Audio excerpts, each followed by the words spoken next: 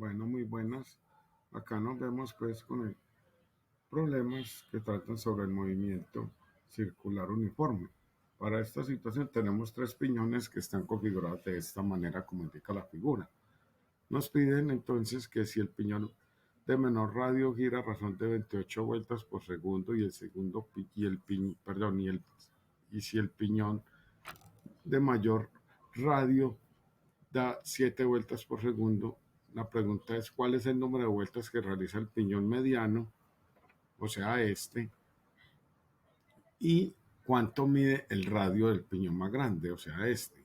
Para ello, entonces vamos a tomar los datos que nos dan la frecuencia del piñón 1, que es el que está en la mitad más pequeñito, la frecuencia del piñón 3, que es el piñón más grande, que mide 28 y 7 sucesivamente, nos dan el radio del piñón pequeño que mide 5, el radio del piñón mediano que mide 10. Entonces la pregunta es, entonces como ya dijimos, hallar la frecuencia del piñón 2 del mediano y el radio del piñón 3 el grande. Para ello entonces vamos a tener en cuenta estas ecuaciones que dice que velocidad lineal en A es igual a velocidad lineal en B. O sea, cuando se toquen estos dos piñoncitos, en cada situación las velocidades tangenciales son iguales, eso es lo que quiere decir eso.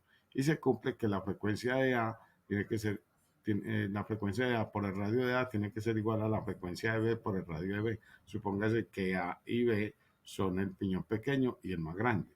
Entonces, para ello vamos a resolver la primera pregunta, que era ya la frecuencia del piñón mediano, o sea, de acá. Entonces nos dice qué frecuencia, si aplico esta fórmula, entonces despejo a F2, F sub 2 y F sub 2 es igual a F1 por R1 sobre R2 y reemplazo los valores. F1 vale 28 por R1 que es 5, 28 por 5 da 140 dividido 10 nos da 14. Entonces la frecuencia del piñón 2 mide 14 vueltas por segundo. Lo mismo hagamos con el radio, con la misma fórmula.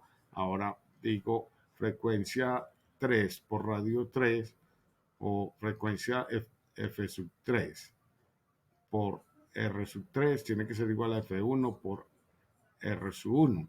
Y eso nos da otra vez de nuevo 28 por 5 dividido 7 nos da 20. Eso es todo. Así se calcula pues en estos problemas, teniendo en cuenta pues lo que es esta parte que es la fundamental, entender que las velocidades tangenciales en A y en B son iguales cuando ellos se rozan o cuando se tocan con una cadena. Ahora vamos al segundo problema.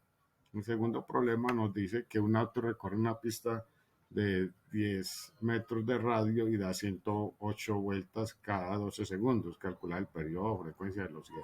Entonces, para ello, entonces aplicamos esta formulita como vemos allí. Entonces, tenemos los datos, tenemos las incógnitas. Entonces, vamos a hallar la frecuencia. Frecuencia es 1 sobre periodo, número de vueltas sobre t. 108 dividido 12 nos da 9 o 9 vueltas por segundo o 9 segundos a la menos 1. El periodo nos daría el inverso de eso, que es un noveno de segundo. Para hallar la velocidad tangencial aplicamos esta fórmula, 2pi por radio sobre periodo, eso es lo mismo que 2pi por frecuencia por radio. Eso nos da igual a 2 por 9 por 10 nos da 180 pi metros. Lo mismo con el otro. La velocidad angular es igual a 2pi por frecuencia o 2pi sobre periodo. Eso es lo mismo. Aquí no la puse, pero entiendan que es lo mismo si miran la ecuación de arriba.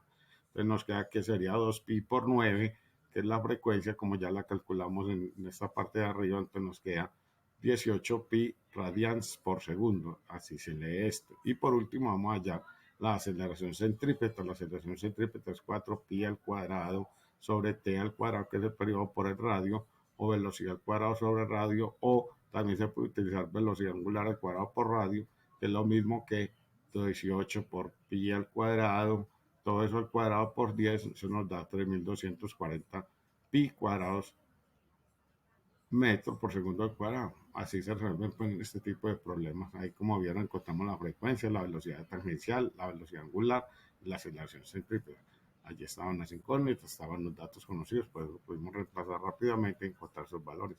Fue con mucho gusto, les habló su profesor Héctor Mosquera, de nuevo con problemas de física. Hasta luego.